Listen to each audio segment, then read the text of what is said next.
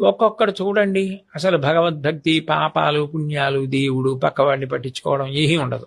వాడు చాలా ఐశ్వర్యవంతుడిగా ఉంటాడు. ఒక్కొక్కడు చాలా పవిత్రమైన జీవనంతో ఉండి దరిద్రుడిగా ఉంటాడు.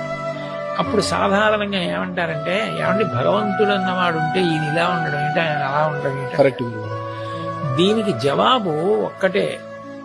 సనాతన ధర్మంలో ప్రాణప్రదమైన సిద్ధాంతం ఏమిటంటే కర్మ సిద్ధాంతం. గత జన్మలలో మీరు చేసిన పాపపుణ్యాలు ఏ ఉన్నాయో వాటిని మీరు ఈ జన్మలో అనుభవించాలి. ఆయన గత జన్మలలో పుణ్యం చేశాడు, దాని ఫలితం ఇప్పుడు ఐశ్వర్యం అనుభవిస్తున్నాడు. ఇప్పుడు చేస్తున్నాడు పాపం, దీన్ని అనుభవిస్తున్నాడు. ఆయన గత జన్మలో పాపం ఇప్పుడు పూర్తి చేసేసుకుంటున్నాడు, అయినా ఇప్పుడు పవిత్ర జీవనం పొందున్నాడు. అందుకని దీని ఫలితం ఉత్తర జన్మల్లో పొందుతాడు. అప్పుడు ఆయనకి హెచ్చరిక, ఈయనకి భుజం మీద చెయ్యి పెట్టి అభినందించి అదే పవిత్ర మార్గంలో వెళ్ళడానికి